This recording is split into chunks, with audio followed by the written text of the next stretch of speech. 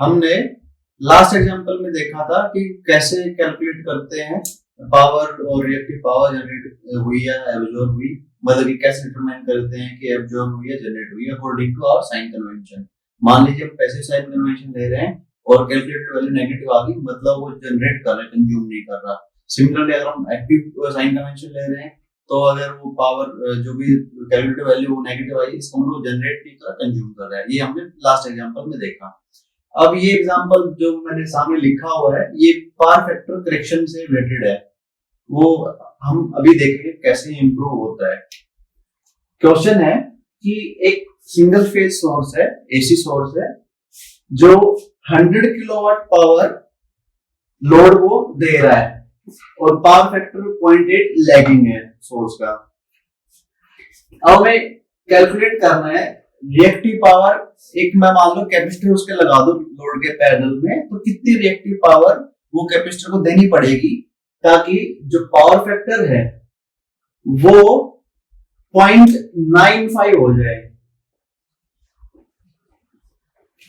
मतलब कि जो पावर फैक्टर 0.8 है वो बढ़ के 0.95 हो जाए।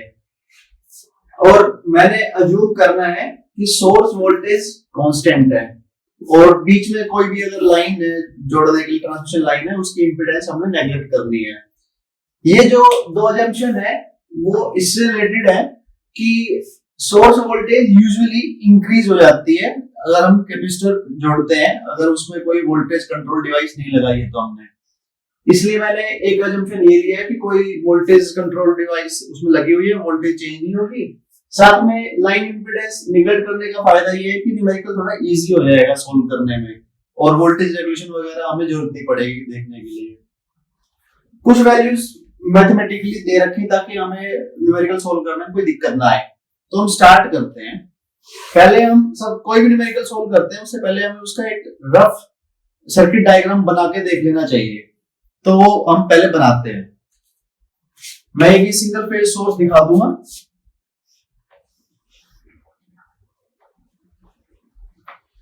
जिसकी वोल्टेज मान लीजिए V है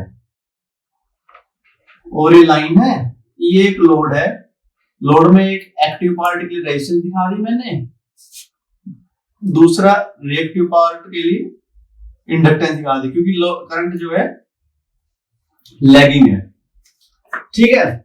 और ये कह रहा है कि मैं कोई कैपेसिटर जोड़ दूंगा,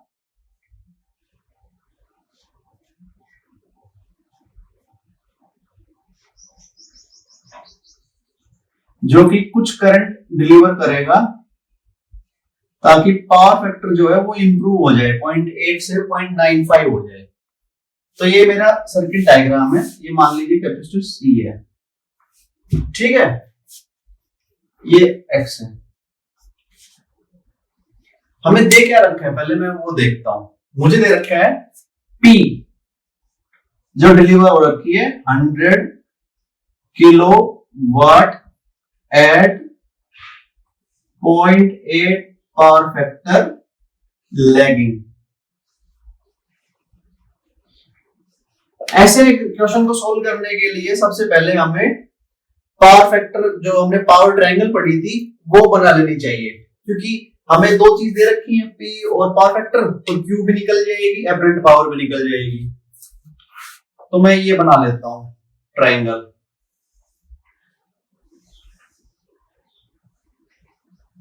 ये थीटा है, इसमें थीटा क्या है, क्योंकि कोस थीटा दे रखा है ना मुझे 0.8 पावर फैक्टर, तो ये होता है, तो थीटा क्या आएगा, कोस इनवर्स 0.8, जिसकी वैल्यू दे रखी है मेरे से 36.87 डिग्री। तो थीटा की वैल्यू क्या है 36.87 डिग्री, ठीक है। और P की वैल्यू मेरे से दे रखी है 100 किलो वाट, ठीक है। और ये मुझे नहीं पता ये कितनी है, पर मुझे ये दे रखा है तो ये निकाल सकता हूं। क्यों, Q by P is equal to tangent theta, है ना। तो Q क्या आ जाएगा,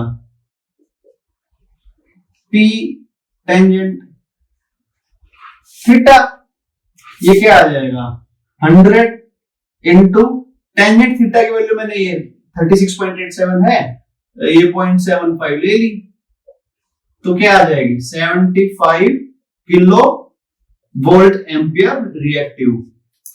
रिएक्टिव पावर की यूनिट्स वोल्ट एम्पियर रिएक्टिव होती है। वैसे तो उसके डायमेंशंस पावर वाली ही होती है, पर अलग दिखाने के लिए, डिफरेंस दिखाने के लिए मैं उसको वोल्ट एम्पियर रिएक्टिव बोल रहा हूं। ठीक है, ये आ गया। अब मुझे क्या करना है, ये जो पावर फैक्टर है इंप्रूव करना है, मतलब कि मुझे इसकी वैल्यू कम करनी है, पी सेम रखना है। ठीक है, क्योंकि रिएक्टिव जो एक्टिव पावर है लोड वो वही ले रहा है, तो ये सेम रहेगा। और इसको कम कर दूंगा, मान लीजिए ये यहाँ पे ये इतना है, ये पूरा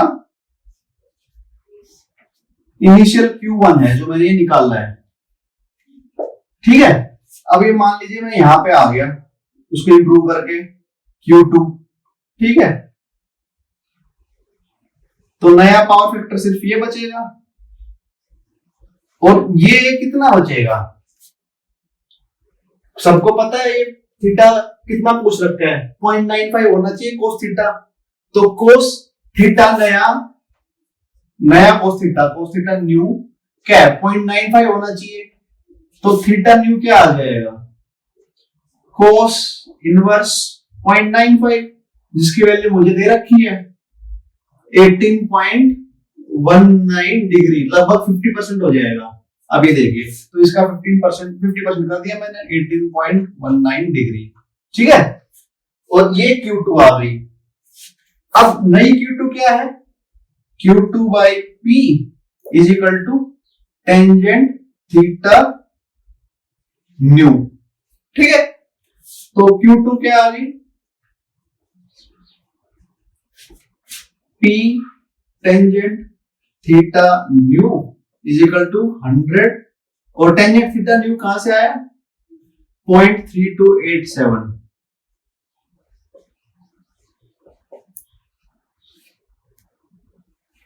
ठीक है, ये आ जाएगा सोल्व करने में 32.87 किलो वोल्ट एम्पियर रिएक्टिव। अब ये देखिए, पहले सोर्स से हमें रिएक्टिव पावर 75 मिल रही थी, 75 किलो वोल्ट एम्पियर रिएक्टिव मिल रही थी। अब वो घट के 32.87 रह रही है। इसका मतलब कुछ ऐसी डिवाइस लगाई, मतलब मैंने कैपेसिटर लगाया है जो कि डिफरेंस जो इनके बीच में वो सप्लाई कर रहा है, क्योंकि लोड है तो वही लेना है, उसके पास जितना आर और एक्स है उसके हिसाब से लेना है, ये वोल्टेज कांस्टेंट है, तो इसलिए जो डिफरेंस है वो कैपेसिटर सप्लाई करेगा। तो कैपेसिटर कितना सप्लाई करेगा, डेल्टा क्यू, मतलब Q2 माइनस Q1। ठीक है, Q2 क्या है, 732.87 माइनस 75, ये कितना आ जाएगा,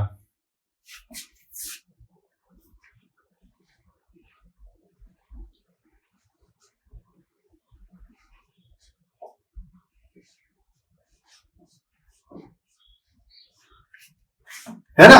अभी देखिए माइनस का साइन आ रहा है, इसका मतलब ये जो कैपेसिटर है ये जनरेट कर रहा है, रिएक्टिव पावर जनरेट कर रहा है, और उसको कितनी जनरेट करनी है, इतनी।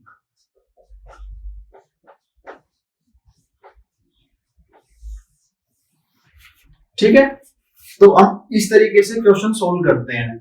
अगर कोई मेरे से पूछता कि कैपेसिटेंस कितनी होनी चाहिए, तो मुझे वोल्टेज पता होनी चाहिए थी पहले। क्यों, हमने पढ़ा था ना क्यू क्या होता है, आई स्क्वायर एक्स, ये हमने पढ़ा था। या फिर मैं लिखना चाहूं, पैरेलल सर्किट के लिए वोल्टेज कांस्टेंट रहती है, ये एक्स क्या होता है कैपेसिटर के लिए, फॉर कैपेसिटर एक्स क्या होता है, 1/ओमेगा सी, है ना।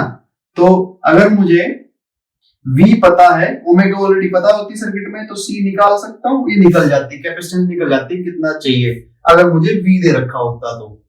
अब इससे मैं और आगे थोड़ा बताना चाहूंगा कि अब हम ना एपरेंट पावर निकाल लेंगे, मतलब ये वाला पार्ट निकाल लेंगे। इनिशियली देखिए एपरेंट पावर इतनी थी, ठीक है, और बाद में ये देखिए कम होगी, कंपेयर करेंगे तो ये लेंथ कम है। तो आप ये देखिए सोर्स को एपरेंट पावर फैक्टर इंप्रूव होने पे कम देनी पड़ रही है। अब एपरेंट पावर कम देनी पड़ रही है, वोल्टेज एपरेंट पावर क्या होती है, V इंटू आई, ये कांस्टेंट है, ये सेम है और ये डिक्रीज हो रही है, इसका मतलब I का मैग्नीट्यूड डिक्रीज हो रहा है ना। तो सोर्स को अगर करंट कम देना पड़ रहा है तो इस लाइन में करंट का मैग्नीट्यूड कम रहेगा, क्योंकि बाकी जो डिफरेंस था वो ये कैपेसिटर सप्लाई कर देगा ना। तो ये जो लाइन की इंपीडेंस थी, रेजिस्टेंस थी, उसमें जो लॉस होना था I²R, वो कम हो जाएगा, क्योंकि ये कम हो गया तो हमारा कितना फायदा हो गया, हमारे लॉसेस बच गए, कम हो गए, एफिशिएंसी बढ़ जाएगी, क्योंकि टोटल एक्टिव पावर तो सोर्स फिर भी वही डिलीवर कर रहा है, तो एफिशिएंसी बढ़ गई।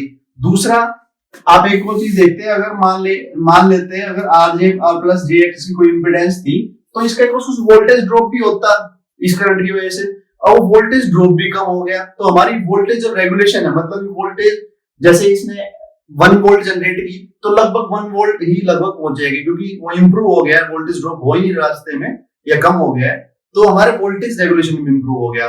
वो न्यूमेरिकली हम कैसे निकालेंगे वो अभी नेक्स्ट स्लाइड में अभी देखते हैं। अब मैथमेटिकली देखते हैं कि एपरेंट पावर जो सोर्स डिलीवर कर रहा था वो कितनी कम हो गई है। आपको पता है P/S क्या होता है, cos थीटा। इस ट्रायंगल से निकाल सकता हूं, ये S है, ये P है, तो P/S क्या आएगा, cos theta. It implies S is equal to P/cos theta. तो पहले S1 क्या आएगा, P अपॉन cos थीटा की वैल्यू क्या थी इनिशियली 0.8, तो ये कुछ 125 समथिंग आ जाएगा किलोवोल्ट एम्पियर्स। एस की यूनिट होती है किलोवोल्ट एम्पियर्स। ऑफ कोर्स ये डायमेंशन पावर की होती है, पर डिफरेंशिएट करने के लिए एक्टिव पावर में, रिएक्टिव पावर में, एपरेंट पावर में इसकी यूनिट होती है वोल्ट एम्पियर। एक्टिव पावर की वॉट होती है और रिएक्टिव पावर की वोल्ट एम्पियर रिएक्टिव, जो मैं पहले ही बता चुका हूं। तो ये S1 था। S2 जब पावर फैक्टर इंप्रूव हो गया, P सेम ही है, cos थीटा न्यू, ये 100, cos थीटा न्यू क्या है 0.95, ये लगभग आ जाएगी 105